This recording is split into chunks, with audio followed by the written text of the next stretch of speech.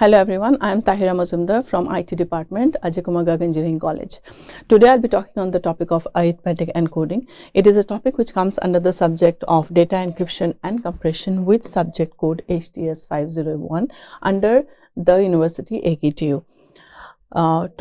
What are the topics that I'll be discussing today? I'll be discussing about the types of data compression. Then I'll follow this up with introduction to arithmetic encoding techniques, and then I'll talk about what are the steps that are involved in arithmetic encoding, and I'll take some example to illustrate the same steps. To start with, we all know what data compression is. I've already taken a lecture on this topic. That in case of data compression, as the name indicates, what does it do? We basically reduce the size of our message, reduce the message size. And why do we do so? That is to reduce the communication overhead of the message over the network. So when you are communicating or when you are transferring a message over a network, if the size of the message is less, obviously in that case the communication overheads will also be reduced and the cost incurred will be less. So when you're talking about data compression, we have two kinds of data compression. What are the two kinds? We have lossy algorithm and lossless algorithm.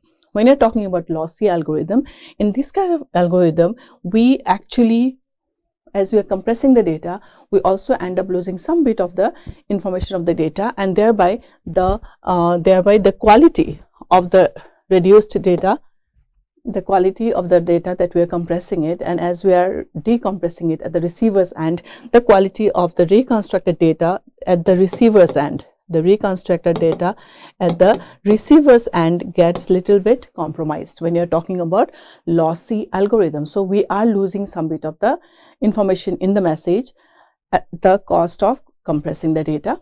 When you're talking about lossless compression, here that we are not compromising on the quality of the message that has been compressed in case of lossless compression. So at the receiver's end, we can reconstruct the original message that was transmitted. So if you are comparing the lossy method with the lossless method, if you are comparing the lossy with the lossless method, obviously the one which is desirable is lossless. Why so? Because in that case we will be reconstructing the actual message or the actual data at the receiver's end, unlike the case of lossy data. So that is one of the reasons that we actually have a higher data size of compressed data size in case of lossless than in lossy transmission. So lossless algorithms, when you're, some examples we can say, if you're sending some, let us say if you're like you want to send some exe files, executable files, or let us say you want to send some Word doc. These are examples where we cannot afford to lose the audio files.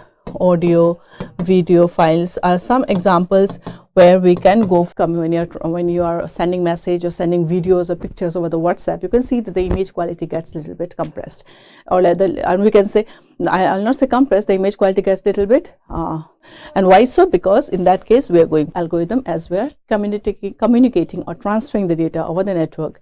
If we take the example of WhatsApp. So in today's lectures, I'll be talking arithmetic encoding algorithm, and this algorithm comes under the category of lossless algorithm. So arithmetic algorithm is a lossless algorithm. So we'll be talking about lossless algorithm, and in this case we have compressed the data when you're using this algorithm, and this algorithm is basically an entropy based algorithm that was first proposed in 1987. So now let us talk more about what arithmetic encoding is. So as I told you, arithmetic encoding is basically a lossless algorithm. It is a lossless algorithm in the sense that as we compress and decompress the data, we don't lose information, we retrieve back the original message that we have transmitted.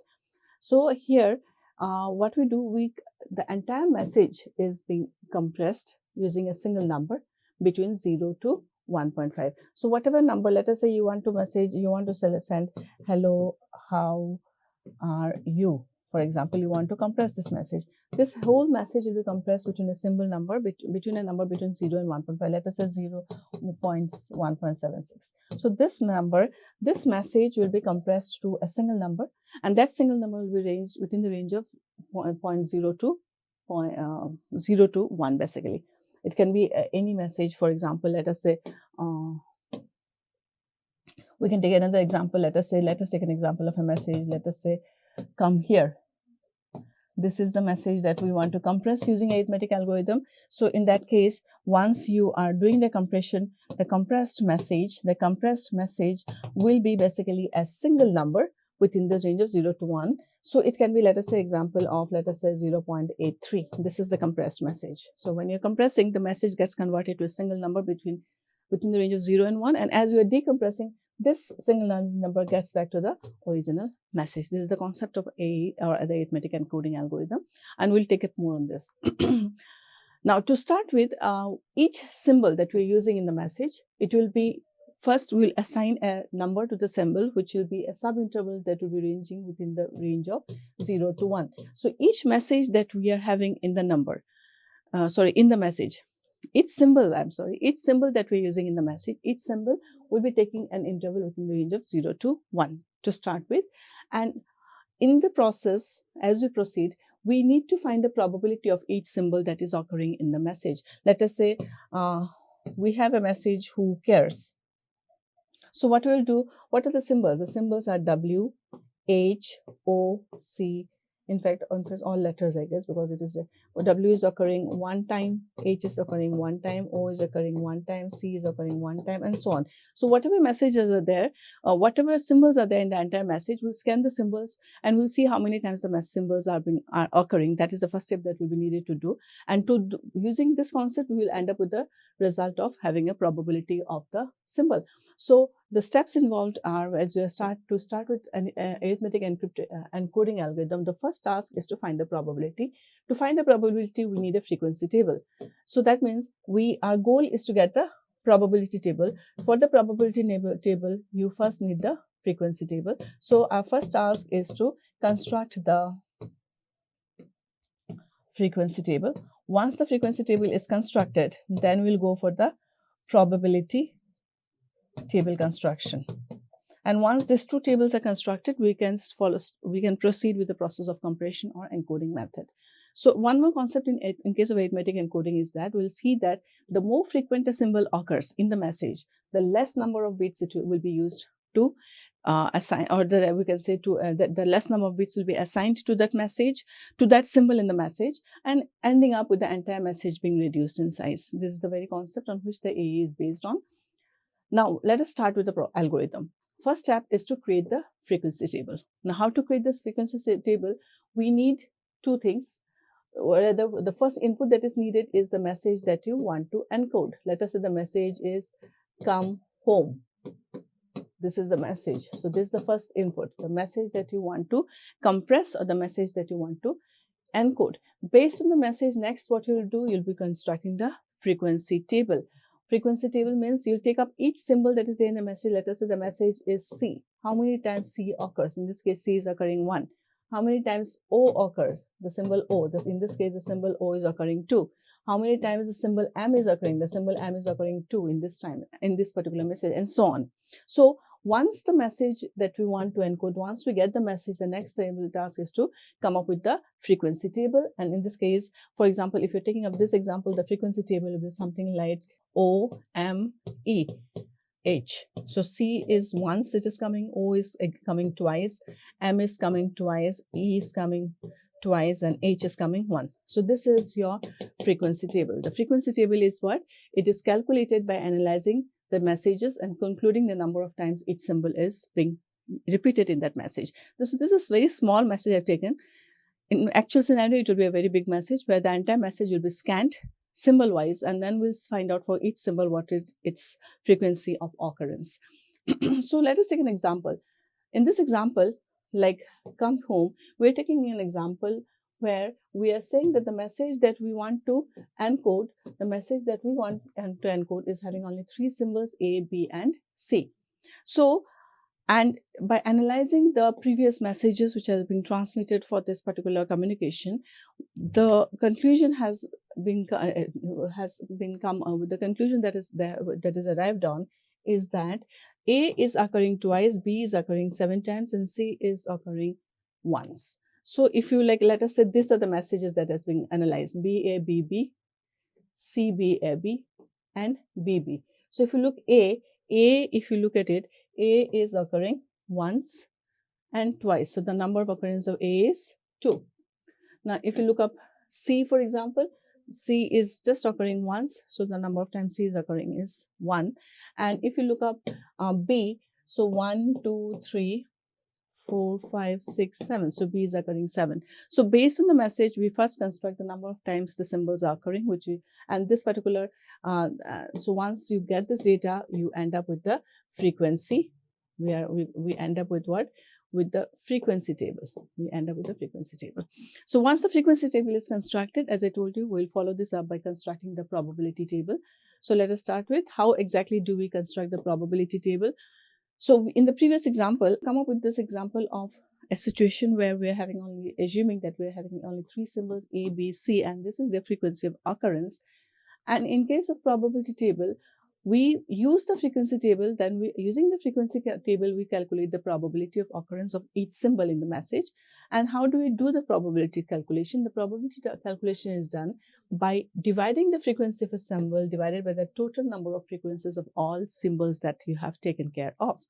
Now, if you look at the probability table for A, the total number of symbols is 2 plus 7 plus 1. The total number of symbols is 10. So the probability for symbol A will be dividing, as I told you, what is the formula? The formula will be you divide the frequency by the sum. So P of A will be equal to frequency of A divided by the sum of all frequencies. So it will be the frequency of A is 2, the sum of all frequency is 10, so the probability will be 0.2 for A. The same thing will be applying for B and C. B is 7, C is 1, so it will be 7 divided by 10, 1 divided by 10, and so on. So this is the probability table that we will be getting for this particular case, where the probabilities of A is 0.2, B is 0.7, C is 0.1. Next, so once the probability table is constructed, we have found out the frequency table, we have found out the probability table. Now we'll go to the encoding step. So in the encoding step, what we do is that we encode the entire message using such a scenario where ultimately we can come up with a single mathematical value whose range lies from 0 to 1. So let us say an example. Let us say you have a message ABC. You do some encoding approach. Use the algorithm, and you come up with a symbol number. Let us say 0.173. So let's take an example. Let us talk about what happens in encoding. So in case of encoding process, we represent the cumulative probabilities of all symbols in a single line that ranges from 0 to 1.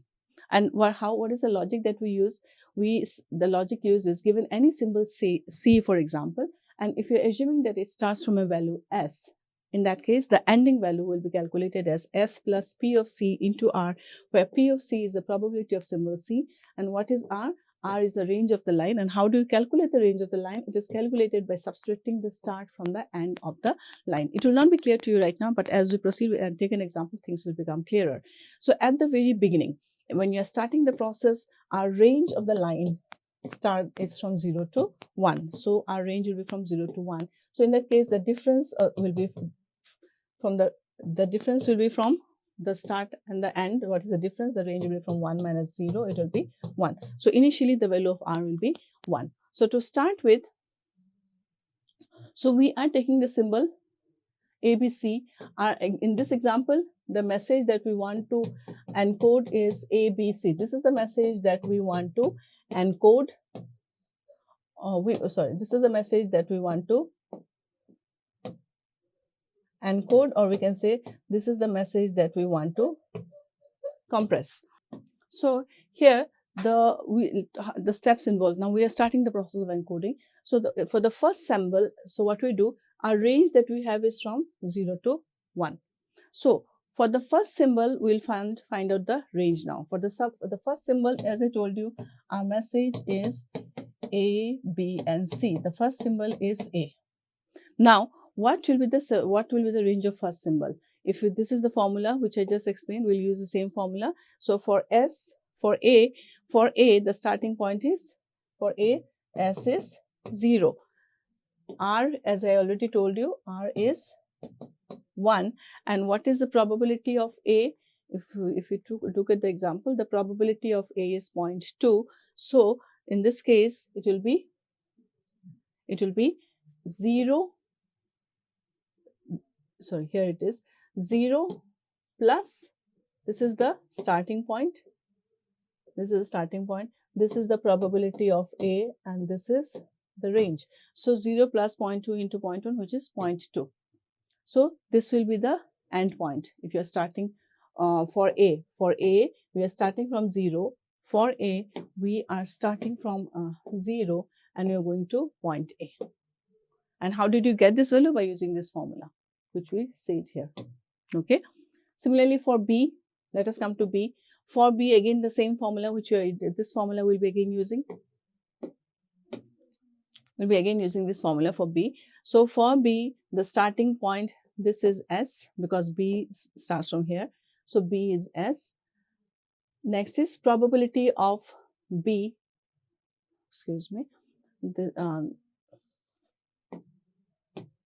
This is the starting point and this is the ending point. In the ending point, this is S from where you start. This is the probability of B, that is 0.7, and this is R. So using this formula, what value we get? We get the value of 0.9. The value that we are getting is 0.9. So the starting point is 0.2 and the ending point is 0.9. So B starts from 0.2 and ends to 0.9. Similarly, apply the same formula for third symbol. So for the third symbol C, the starting point is 0.2. And what is the ending point? For the ending point, again, you'll use the same formula, S plus P of C into R. So S in this case will be 0.9. S in this case is 0.9. This is probability of C and this is R. So it comes to 1. So C's range starts from 9 to 1. So we are done with the first iteration, the first stage. Here we can come up with some notes. The notes is the first symbols in the first case, it always starts from the line 0. And the last symbol in this case will always end at 1. A symbol C covers, in this example, if you see, the symbol, a symbol C will cover a percentage of the range that corresponds to its probability. So in this example, you can see 70% of the range is taken up by B. Now, so we repeat this process. Fine, we repeat this process for how many times? Equal to the number of symbols we have in a message. We have 3 symbols, so we're doing the process for 3 times. So now what we do, so we will be coming up, we call the process which we do is that we are saying is as restricting the line interval, which initially we start from 0 to 1, and as we proceed, we will be restricting the size to smaller and smaller values. So since we have only 3 symbols here, we'll be having 3 stages. So we have already completed the first stage. In each stage, what to do, the lines interval will be restricted according to the sub-intervals. We'll take an example to understand that. And after all the symbols are processed, the algorithm will return a single double-valued number, which will be the equivalent to the encoded value of the entire message. So let us come to the next case. So we have already, if you look at it, this is what we have taken care of. This is the entire message 0 to 1. A is from 0 to 2, B from 0 to 0.2 to A is from 0 to 0.2, B from 0.2 to 0.9, and C from 0.9 to 1. So to start with, now we are going to the next stage. Then in the next stage, let us come talk for the first symbol A. The first symbol A. So based if you look at it, the first symbol A, the A's range. Look at the example. A's range is from 0 to 2. So we'll come up to A's range and take that as the actual range. That means A is from 0 to 2. So we'll now consider our range as 0 to 0.2, sorry, which was for A. And we'll apply the same logic which we applied right now and find out where right now is, where will A be, where will B be, and where will C be, using the same formula that we have calculated. So in that case, for A, the value of, so let us do so. For A, the starting symbol is 0. Fine. The probability of A is 2, and the range right now, what is the range? Will be the end value minus the starting value. In this case, the end value is 0.2, the starting value is 0, the range will be 0.2 in this example. So for the first symbol A, it will start from 0, and where will it end? Use the same formula that I have explained in the previous class. It comes to 0.02. So it will start from 0, so 0.04, sorry. It will start from 0.0 and it will end to 0.04. That will be the range for A. Now let us come for B. For B, the starting point will be 0.04.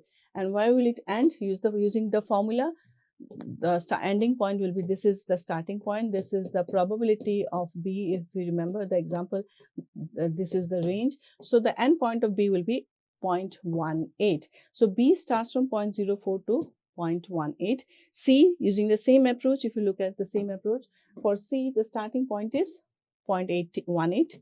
So, and the ending point will be 0.18 plus what is 0.18, this is the starting point, what is 0.1, this is the probability of C, and this is R. Using this calculation, it is 0.2. So C's range is from 0.5 to 0.2. So we have done this. So we have completed our first stage. In this case, we are because if you remember, what was the size of what was our message? Our message was A, B, C. So we have right now taken care of A. Now we'll go to B.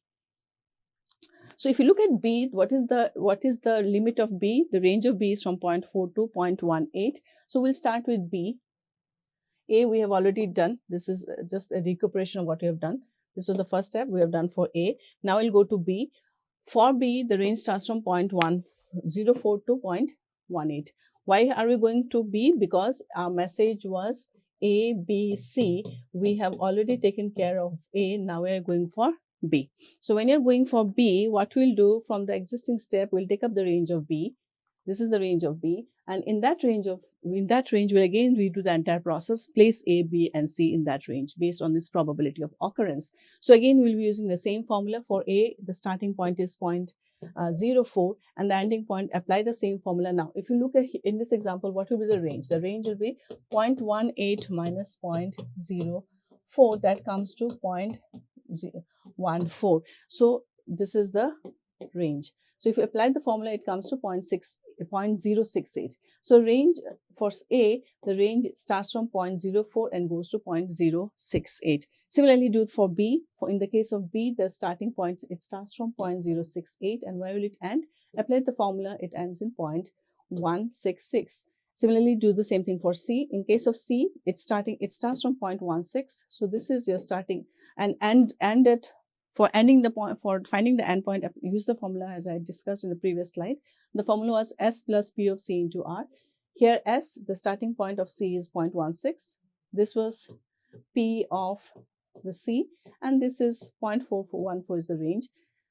Applying this, you come to 0.18. So we have come up with this new line segment now using this extremities from 0.04 to 0.18, where A, B, and C is being taken care of.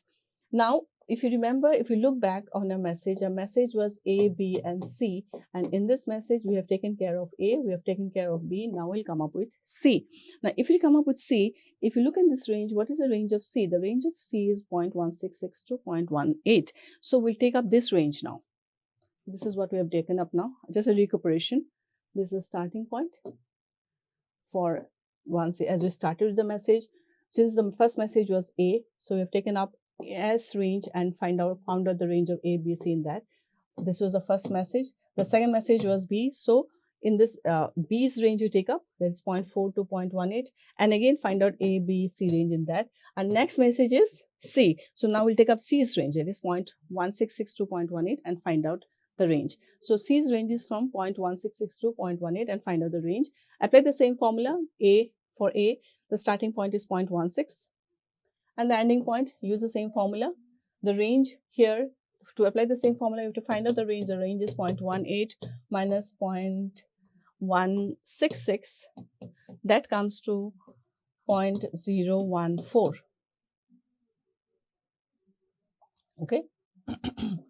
So using this values, this is your starting point. This is in the probability of A, because we are dealing with simple A. You come up with the value 0.1688. So A will start from 0.166 and end with 0.1688. Similarly, do for B. For B, the starting point is 0.1688. The ending point, you apply the formula. The formula is this one, which we have already taken up. Using the formula, you come up to the point of 17860. For C, the starting point is this is for C, symbol C. It starts from 0.1786. And it will end at 0.18. How do you do so? So the ending point is, starting point is 0.1786. So this is your starting point. this is the probability of C, this is the range. Using this formula, you find out the endpoint of C, you get the value of 0.18. So we can say this is where C ends. C starts from 0.1786 to 0.18. So if you're talking about a message in A, B, C, we have already taken up B, A, we have already taken up B, we have already taken up C. So we have completed the 3 stages.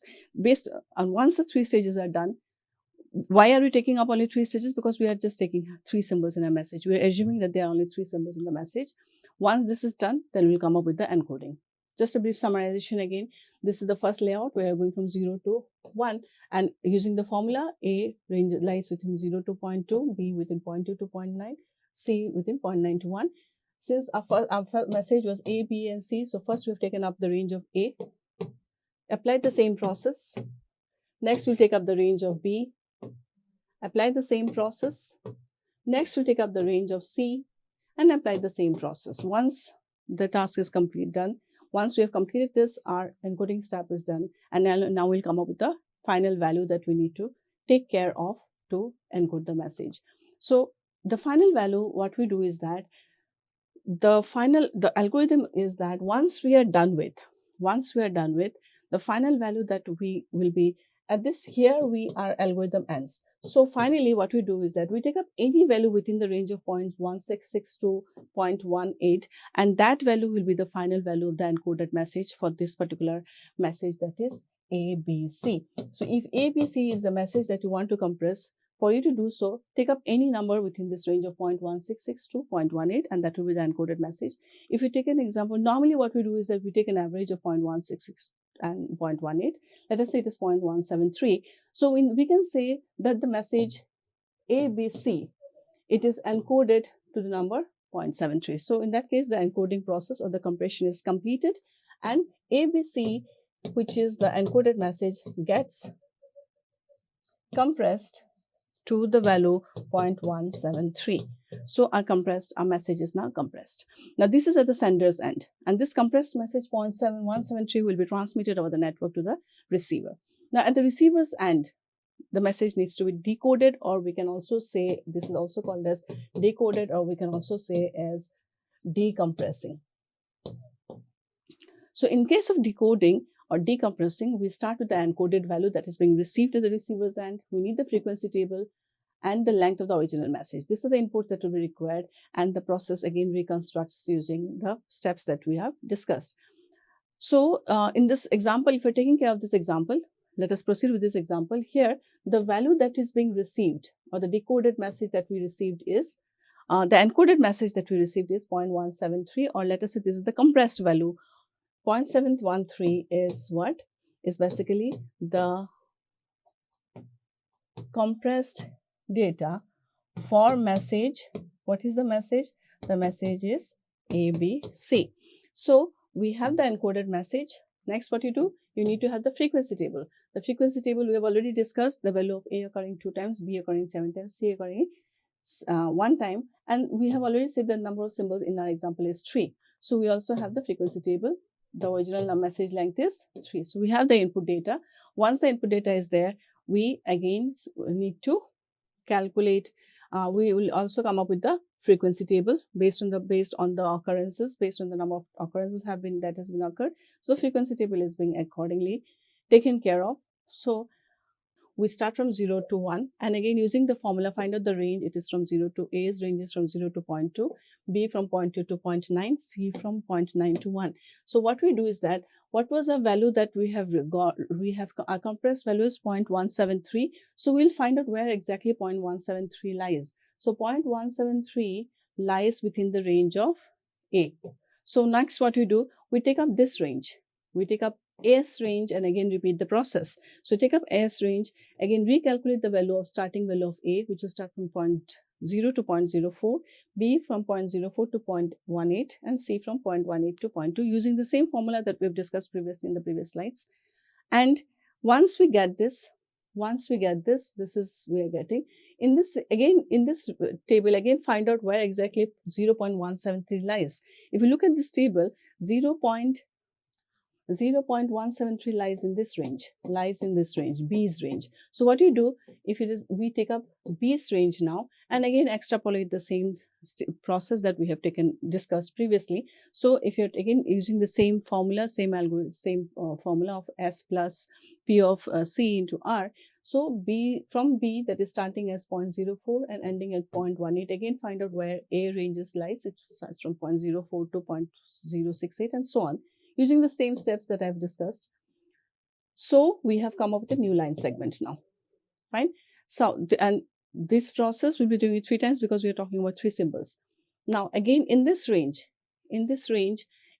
find out where exactly 0.13 lies. So if you look at it, 0.13 lies in the third interval. So, so in the third interval it lies. So here that means it is C. So it's if you extrapolate it, let us put it like this. I'm again summarizing the entire step. We are having 0.013. 0.173 is the message that is being compressed, that is being received in the receiver. Decoding, what we do, reconstruct the line segment from 0 to 1 and find out the range of A, B and C. After doing so, find where exactly it lies. It lies in A's range. So the first symbol that you are decompressing is A. Fine. Then take up A's range and again see where. Again, find out the range of A, B, and C in that range. And after finding the range, again, check where exactly 0.173 lies. 0.173 lies in this range. So the next symbol that you're decompressing is B.